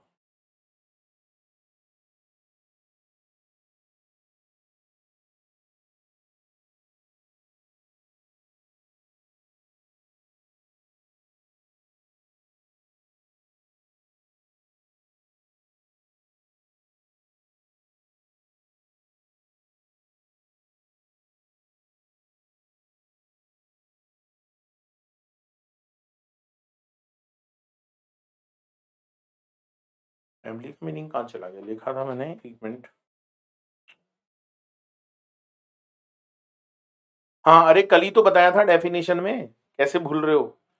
कल ही तो डेफिनेशन में बताया था फैमिली का मतलब, याद करो।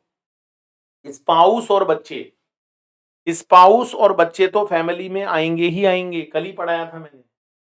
लेकिन जो पेरेंट्स होते हैं, ग्रैंड पेरेंट्स होते हैं, ब्रदर सिस्टर होते हैं, उन्हें फैमिली में तभी कवर माना जाता है जब वो फुल्ली और मेनली डिपेंडेंट हो। ये देखो मैं बता दूं आपको, फैमिली का मतलब ये रहा। फैमिली का मतलब होता है स्पाउस एंड चिल्ड्रन, साथ में क्या होता है, parents, grand parents, brother and sister. लेकिन ये जो parents, grand parents, brother sister है, ये होली और मेनली डिपेंडेंट होने, होली और मेनली डिपेंडेंट होने चाहिए। तो बोलो भाई लोगों, समझ में आया क्या आप लोगों को? इज इट क्लियर और नॉट? समझ में आई सारी बात आप लोगों को?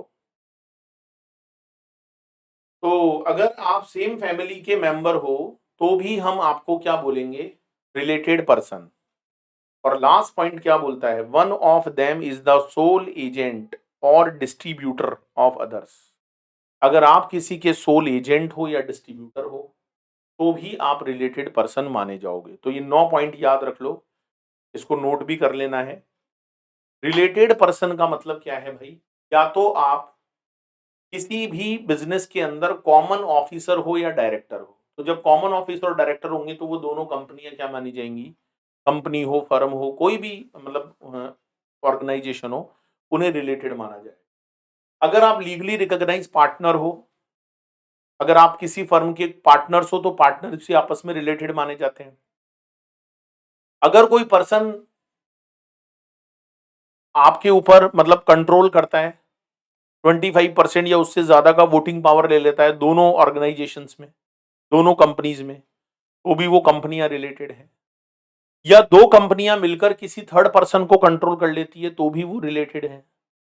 या थर्ड पर्सन मिलकर उन दोनों कंपनियों को कंट्रोल कर ले तो भी वो रिलेटेड। या वो आपस में एक दूसरे को ही कंट्रोल कर ले तो भी वो रिलेटेड है।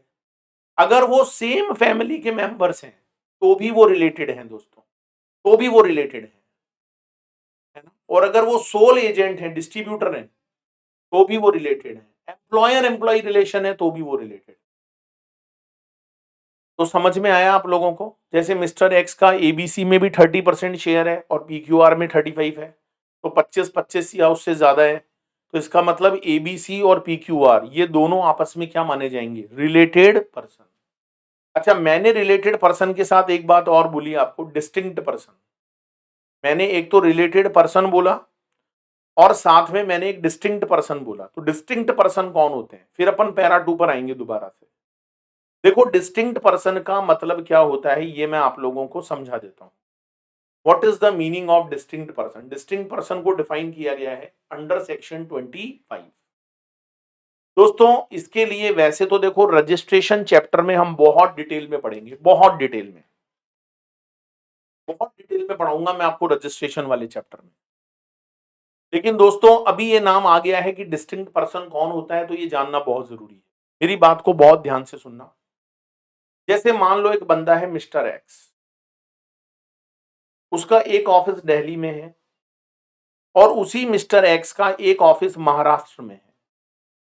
बताओ दोस्तों, जो ऑफिस है, जो बिजनेस है, वो आप अलग अलग स्टेट से कर रहे हो। अच्छा दोस्तों, जीएसटी में क्या करवाना पड़ता है, रजिस्ट्रेशन। जीएसटी के अंदर रजिस्ट्रेशन होता है और यहां पर जो रजिस्ट्रेशन होता है ना वो स्टेट वाइज होता है। सर आप तो कह रहे थे one one nation one tax, तो ये वन नेशन वन टैक्स कहां से हो गया? आप तो कह रहे हो रजिस्ट्रेशन स्टेट वाइज होगा। बिकॉज दोस्तों स्टेट का शेयर अलग अलग होता है। तो जितने जितने स्टेट में आपके ऑफिस होंगे, जितने जितने स्टेट से आप अपना बिजनेस करोगे, उन सभी स्टेट्स के अंदर आपको सेपरेटली रजिस्ट्रेशन लेना पड़ेगा जीएसटी का। अब देखो मिस्टर एक्स इंसान तो एक ही है। अच्छा, यहां पर जो रजिस्ट्रेशन होता है ना दोस्तों, वो पैन पर बेस्ड होता है, पैन पर। पैन समझते हो, इनकम टैक्स में जो आप रजिस्ट्रेशन लेते हो उसको पैन बोलते हैं, परमानेंट अकाउंट नंबर। अच्छा, वो तो किसी भी पर्सन का एक ही होगा पैन, तो उस पैन के बेसिस पर आपको रजिस्ट्रेशन मिलता है, लेकिन वो स्टेट वाइज मिलता है। हर स्टेट का रजिस्ट्रेशन आपको अलग अलग करवाना पड़ेगा। उसमें पैन नंबर तो सेम रहेगा, लेकिन जो स्टेट का कोड है वो चेंज हो जाएगा। तो सपोज करो दोस्तों, जैसे मैं चार्टेड अकाउंटेंट हूं, मेरा ऑफिस दिल्ली में भी है, मेरा ऑफिस महाराष्ट्र मुंबई में भी है, तो मुझे रजिस्ट्रेशन दिल्ली में भी करवाना पड़ेगा और मुझे रजिस्ट्रेशन महाराष्ट्र में भी करवाना पड़ेगा। तो मेरे पास जीएसटी नंबर 2 होंगे, पैन नंबर तो एक ही होगा, लेकिन जो जीएसटी का रजिस्ट्रेशन नंबर है वो मेरे पास 2 होंगे। मेरे पास दिल्ली का रजिस्ट्रेशन नंबर अलग होगा, महाराष्ट्र का अलग होगा। अब सपोज करो दिल्ली वाला तो मेरा हेड ऑफिस है और ये मेरी ब्रांच है, महाराष्ट्र में जो ऑफिस है वो मेरी ब्रांच है। तो पहले तो मुझे ये बताओ, मिस्टर एक्स यहां पर सेम पर्सन है या डिस्टिंक्ट पर्सन, जल्दी से बताओ। तो दोस्तों मैं आपको बता देना चाहता हूं, एज पर जीएसटी लॉ, चाहे मिस्टर एक्स एक ही आदमी है, एक ही पर्सन है, लेकिन जीएसटी लॉ के अकॉर्डिंग यहां पर मिस्टर एक्स को डिस्टिंक्ट पर्सन माना जाएगा। दोस्तों जीएसटी में जितने नंबर लोगे उतने डिस्टिंक्ट पर्सन हुआ। मतलब मिस्टर एक्स दिल्ली में भी है, मिस्टर एक्स मुंबई महाराष्ट्र में भी है, लेकिन दोस्तों यहां पर मिस्टर एक्स को डिस्टिंक्ट पर्सन माना जाएगा, डिस्टिंक्ट पर्सन। अब मेरे से कई लोग बोलते हैं सर एक बात बताओ, जैसे मिस्टर एक्स है उसके दिल्ली के अंदर ही 2 ऑफिस हैं, ऐसा भी तो हो सकता है 1 और 2, दिल्ली में 2 ऑफिस हैं, तो सर उसको रजिस्ट्रेशन 1 लेना पड़ेगा या 2 लेने पड़ेंगे, बताओ भाई जल्दी से। अगर मिस्टर एक्स का दिल्ली के अंदर 2 ऑफिस है दिल्ली में, office number 1 and office number 2, तो रजिस्ट्रेशन 1 लेना पड़ेगा या दोनों अलग अलग लेने पड़ेंगे। तो दोस्तों मैं आपको बता दूं, सेम स्टेट के अंदर आप चाहो तो सेपरेट ले सकते हो कि भाई मैं तो अपना हिसाब अलग अलग रखूंगा, ऑफिस 1 का अलग, ऑफिस 2 का अलग, आप चाहो तो अलग अलग ले सकते हो। वैसे लॉ में अलग अलग लेना जरूरी नहीं है, आप चाहो तो सिंगल रजिस्ट्रेशन से काम चला सकते हो। सेम स्टेट और सेम यूटी के अंदर कितने भी ऑफिस हो सकते हैं, आपको सेपरेट रजिस्ट्रेशन कराना जरूरी नहीं है, आप चाहो तो सिंगल रजिस्ट्रेशन से काम चला सकते हो। ये बात मैं आपको रजिस्ट्रेशन वाले चैप्टर में भी पढ़ाऊंगा। लेकिन दोस्तों अगर आपका बिजनेस, अगर आपका ऑफिस डिफरेंट स्टेट और यूटी के अंदर है, तो आपको उसका रजिस्ट्रेशन भी अलग अलग करवाना पड़ेगा माय डियर फ्रेंड, अलग अलग, सेपरेट सेपरेट करवाना पड़ेगा। और दोस्तों मैं तो आपको फिर एक बात बोलूंगा, आप सेपरेट रजिस्ट्रेशन स्टेट के अंदर लो या स्टेट के बाहर लो, और स्टेट के बाहर लेना तो मैंडेटरी है। अगर आपने ब्रांच मुंबई में खोली तो आपके लिए मैंडेटरी हो जाएगा वहां रजिस्ट्रेशन कराना जीएसटी में। तो जितने जीएसटी नंबर होते हैं भाई वो सब सेपरेट पर्सन होते हैं, वो सब डिस्टिंक्ट पर्सन होते हैं। आपको ऐसा लगेगा यार इन सबका मालिक तो एक ही है, सबका मालिक एक है, ये जितने ऑफिस हैं इन सबका मालिक तो एक ही है, मिस्टर एक्स। लेकिन दोस्तों जीएसटी की नजर में वो डिस्टिंक्ट पर्सन है, डिस्टिंक्ट पर्सन। समझ में आया? अच्छा दोस्तों एक कॉन्सेप्ट होता है इस्टेब्लिशमेंट ऑफ डिस्टिंक्ट पर्सन। एक वर्ड तो होता है केवल डिस्टिंक्ट पर्सन और एक होता है इस्टेब्लिशमेंट ऑफ डिस्टिंक्ट पर्सन। दोनों में क्या फर्क है? देखो डिस्टिंक्ट पर्सन तो समझ में आ गया कि अगर आपने जीएसटी में सेपरेट सेपरेट रजिस्ट्रेशन करवाए तो हम आपको डिस्टिंक्ट पर्सन मानकर चलेंगे। लेकिन भाई ये क्या टर्म है इस्टेब्लिशमेंट ऑफ डिस्टिंक्ट पर्सन, का क्या मतलब है? क्या है ये एस्टेब्लिशमेंट ऑफ डिस्टिंक्ट पर्सन? दोस्तों मेरी बात को बहुत ध्यान से सुनिएगा, एग्जाम्पल से समझा रहा हूं। सपोज करो दोस्तों एक एंटरप्राइजेज है एबीसी एंटरप्राइजेज, एक फर्म है एबीसी एंटरप्राइजेज, उसका एक ब्रांड है रेड चिल्ली, रेड चिल्ली के नाम से एक ब्रांड है, रजिस्टर्ड सप्लायर है, एसी रेस्टोरेंट है महाराष्ट्र में। बताओ जीएसटी नंबर लेना पड़ेगा अलग से, लेना पड़ेगा। दोस्तों उसी रेड चिल्ली के नाम से एक उसकी लिकर शॉप भी है। अच्छा liquor shop with in a state भी हो सकती है या आउटसाइड द स्टेट भी हो सकती है। विद इन अ स्टेट भी हो सकती है और आउटसाइड द स्टेट भी हो सकती है। Liquor shop. मुझे एक बात बताओ दोस्तों, क्या लिकर पर जीएसटी लगता है? द आंसर इज नो, क्योंकि alcoholic liquor for human consumption जो होता है ना, उस पर जीएसटी नहीं लगता। वो जीएसटी के एम्बिट से ही बाहर है। उसको हम क्या बोलते हैं? Non taxable supply. समझाया था कल मैंने आपको कि जो आइटम जीएसटी के एम्बिट से बाहर है उनको हम नॉन टैक्सेबल सप्लाई बोलते हैं। अच्छा, जब नॉन टैक्सेबल सप्लाई है, नॉन टैक्सेबल सप्लाई, तो क्या मुझे बताओ जीएसटी में रजिस्ट्रेशन लेने की जरूरत है? क्योंकि आपके ऊपर जीएसटी एप्लीकेबल ही नहीं है। आपके ऊपर तो पुराने excise law, VAT, sale tax ये लगते हैं। तो क्या आपको जीएसटी में रजिस्ट्रेशन लेना पड़ेगा? ना, नहीं लेना पड़ेगा। ना, नहीं लेना पड़ेगा भाई। तो क्या ये डिस्टिंक्ट पर्सन है? दोस्तों, इसे लॉ में बोलेंगे establishment of distinct person. Establishment of distinct person.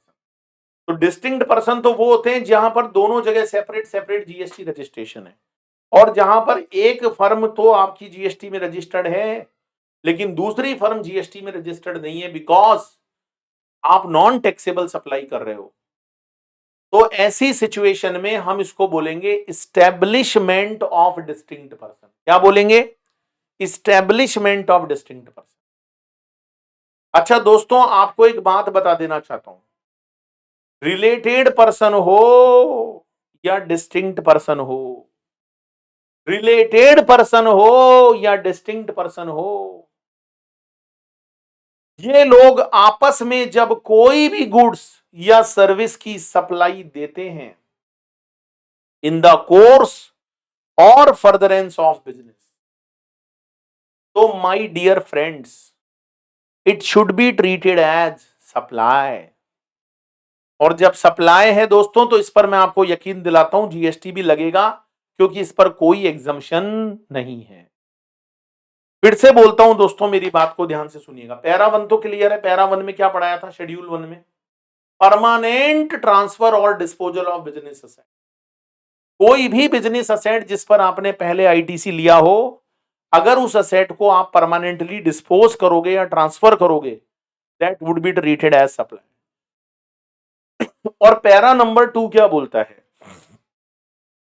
Para number 2 आपको यह बोलता है कि कोई भी ऐसा transaction, whether in relation to goods और whether in relation to service, अगर वो रिलेटेड पर्सन के बीच में हो रहा है या डिस्टिंक्ट पर्सन के बीच में हो रहा है इन द कोर्स और फर्दरेंस ऑफ बिजनेस, तो उसे भी सप्लाई माना जाएगा। उसे भी सप्लाई माना जाएगा। जैसे फॉर एग्जांपल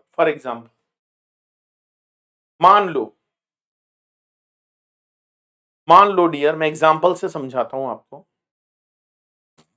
मैं आपको एग्जांपल से समझाता हूं। ए लिमिटेड का हेड ऑफिस है राजस्थान में, और उसकी जो ब्रांच है वो है दिल्ली में। अच्छा, दिल्ली अलग स्टेट है, राजस्थान अलग स्टेट। पहले तो बताओ, सेपरेट रजिस्ट्रेशन लेंगे या नहीं? यस। यहां पर भी जीएसटी लेना पड़ेगा, यहां भी जीएसटी नंबर लेना पड़ेगा। जैसे ही जीएसटी नंबर लोगे तो ये क्या कहलाएगा? Distinct person. ये डिस्टिंक्ट पर्सन कहलाएगा। अब मेरी बात को बहुत ध्यान से सुनना। आपने हेड ऑफिस पर 10 करोड़ का गुड्स परचेज किया। 10 करोड़ का गुड्स आपने क्या किया? परचेज। ठीक है, इस पर जीएसटी भी लगा होगा, सपोज 18%, 1.8 करोड़। मतलब एक तरह से आपने गुड्स जो खरीदा है वो 11.8 करोड़ का खरीदा है। अब आपने क्या किया दोस्तों? सुनना मेरी बात को बहुत ध्यान से, सुनना मेरी बात को। आपने हेड ऑफिस से ब्रांच को ट्रांसफर कर दिया गुड्स। बहुत सारे हेड ऑफिस अपनी ब्रांच को गुड्स ट्रांसफर भी करते हैं नहीं करते हैं? सपोज करो आपने 5 करोड़ का गुड्स, हो सकता है 5 करोड़ तो आपने राजस्थान हेड ऑफिस से बेचा, लेकिन आपने 5 करोड़ का जो गुड्स था वो ब्रांच को ट्रांसफर कर दिया, ए लिमिटेड की ब्रांच। तो दोस्तों मुझे एक बात बताओ, क्या आप यहां कंसीडरेशन लोगे? नहीं लेंगे। आप तो विदाउट कंसीडरेशन ही करोगे ना ट्रांसफर। आप जो यहां ट्रांसफर करोगे वो तो विदाउट कंसिडरेशन ही करोगे ना। लेकिन दोस्तों लॉ की नजर में इसको सप्लाई माना जाएगा। अच्छा क्यों माना जाएगा सप्लाई, इसके पीछे रीजन बताता हूं, इसके पीछे रीजन बताता हूं। भाई सीधी सी बात है, अगर आप इसको सप्लाई मानोगे तो इसका मतलब 5 करोड़ पर फिर फर्दर जीएसटी लगेगा। अच्छा आपने पहले जो जीएसटी ले रखा था ये था इनवर्ड सप्लाई पर जीएसटी, आप पहले जो टैक्स देकर आते हो वो कहलाता है इनवर्ड सप्लाई का जीएसटी। तो ये जो आउटवर्ड आपने ट्रांसफर मारा है इसको बोलते हैं स्टॉक ट्रांसफर। पुराने लॉ में दोस्तों स्टॉक ट्रांसफर पर टैक्स नहीं होता था। तो बहुत सारे लोग क्या करते थे, चोरी चोरी चुपके चुपके सामान को लेकर जाते थे और जब पकड़ में आते थे तो कहते थे जी स्टॉक ट्रांसफर है, हम तो अपनी ब्रांच में लेके जा रहे हैं।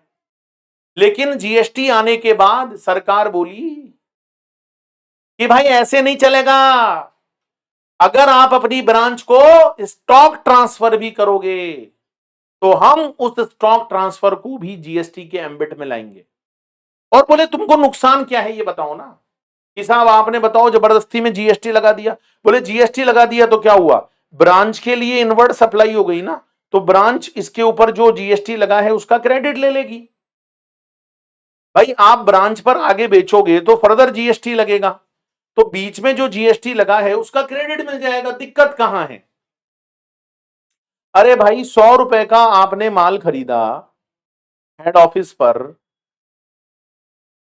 और आप उसको ब्रांच में लेकर जा रहे हो और ब्रांच में आप उसको 150 का बेचोगे, तो ब्रांच में आप 15 रुपए का जीएसटी लगाओगे ना जब इसकी फर्दर सेल होगी।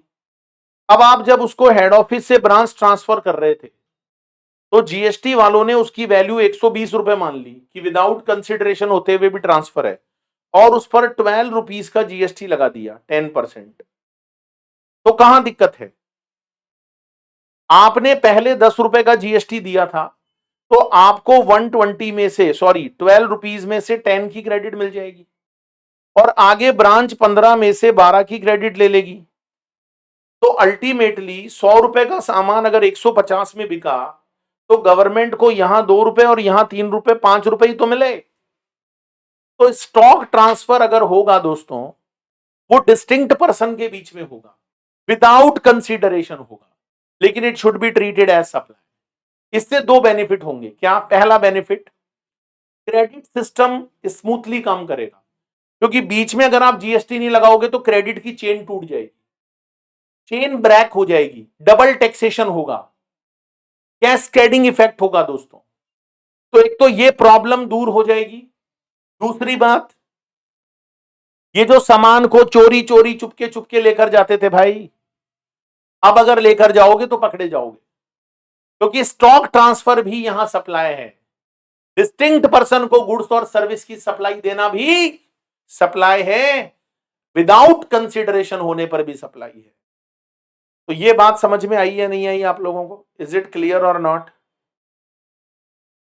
तो देखो मैंने लिखा भी है नीचे, transactions between different locations with separate GST registration, with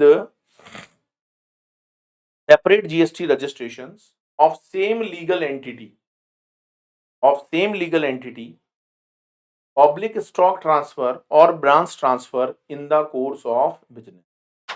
तो ये सारा काम जो आप कर रहे हो ये बिजनेस के लिए तो कर रहे हो, सामान इधर से उधर क्यों लेकर जा रहे हो, बिजनेस के लिए लेकर जा रहे हो।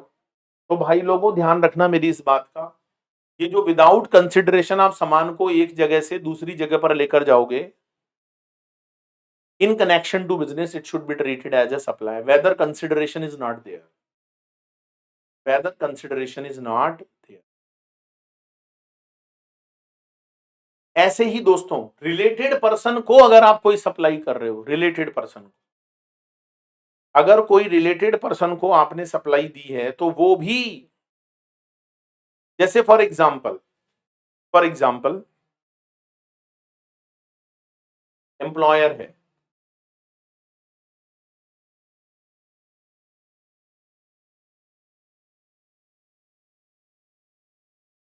ये एम्प्लॉय है। पहले तो मुझे बताओ एम्प्लॉयर और एम्प्लॉय रिलेटेड पर्सन होते हैं क्या एज पर जीएसटी लॉ। मैं वैसे बात नहीं कर रहा कौन होते हैं, जीएसटी लॉ के according employer employee related person है या नहीं है, बिल्कुल है। सपोज करो एम्प्लॉयर के यहां पर साड़ी की शॉप है, अब एम्प्लॉय के घर में क्या है, शादी है,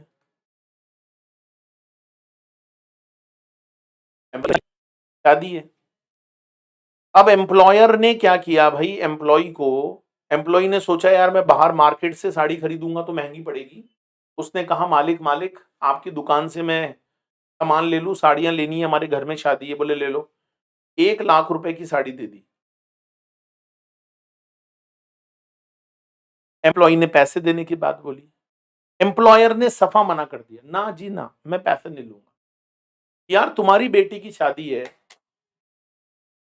तो क्या मेरा इतना भी हक नहीं बनता कि मैं उसके लिए साड़ियां फ्री में दे सकता हूं 1 लाख रुपए की। एम्प्लॉय ने कहा मालिक ऐसे ना करो, आपने वैसे भी मेरे पे बहुत उपकार किए हैं, प्लीज मुझे पैसे देने दो।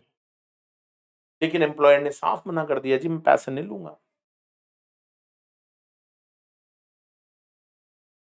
फिर एम्प्लॉय ने ज्यादा बोला भी नहीं कि क्या पता पैसे ले ले, तो एम्प्लॉयर ने एम्प्लॉय को 1 लाख रुपए का सामान दे दिया free of cost.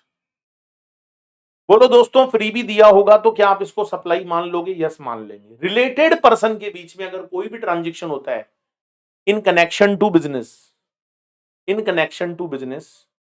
Then it should be treated as supply. उसको सप्लाई माना जाएगा डियर, उसको सप्लाई माना जाएगा। ठीक है, ये देखो। लेकिन दोस्तों एक बहुत बड़ा एक्सेप्शन है, ध्यान रखना, बहुत बड़ा एक्सेप्शन लिखा हुआ भी, ये मैं दिखा देता हूं आपको, ये देखो रेड कलर में लिखा हुआ है, आपको मेरे नोट्स में भी दिखेगा। However gift up to 50,000 in a financial year by an employer to an employee shall not be treated as a supply. 50,000 रुपए तक का सामान एक एम्प्लॉयर अगर अपने एम्प्लॉय को देगा पूरे साल भर में, तो हम उसको सप्लाई नहीं मानेंगे। लेकिन अगर 50,000 से 51,000 हो गया तो कितने को मानेंगे दोस्तों? 1,000 को मानेंगे ना, पूरे को मानेंगे, पूरे अमाउंट को मानेंगे दोस्तों। तो मैंने जो एग्जांपल लिया था उसमें मैंने 1 लाख ली थी वैल्यू। बोलो क्या ये 1 लाख पूरा का पूरा सप्लाई है? The answer is yes. ये 1 लाख रुपया पूरा का पूरा। इज इट क्लियर और नॉट? तो कोई भी डिस्टिंक्ट पर्सन, कोई भी रिलेटेड पर्सन कौन होते हैं मैंने बता दिया, ये 9 ट्रांजेक्शंस को ही मानना है रिलेटेड, बाकी पुराने किसी लॉ में क्या पड़ा है कोई मतलब नहीं है। डिस्टिंक्ट पर्सन क्या होता है मैंने बता ही दिया, separate registration, separate registration.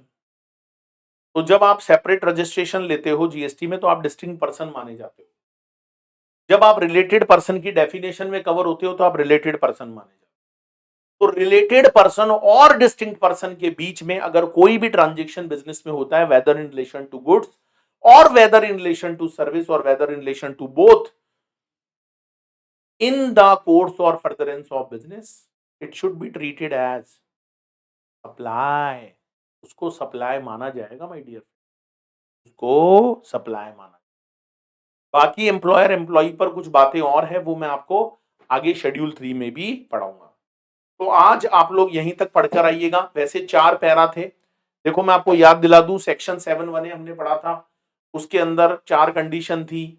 All forms of supply consideration made और agree to be made in furtherance of business. 7(1)(b) में इंपोर्ट ऑफ सर्विस का नाम था, गुड्स का नहीं था। In connection to business or not, in connection to business or not, लेकिन consideration होना चाहिए, कंसीडरेशन होना चाहिए। 7(1)(c) में वो ट्रांजेक्शन है जहां विदाउट कंसीडरेशन होने पर भी सप्लाई माना जाता है।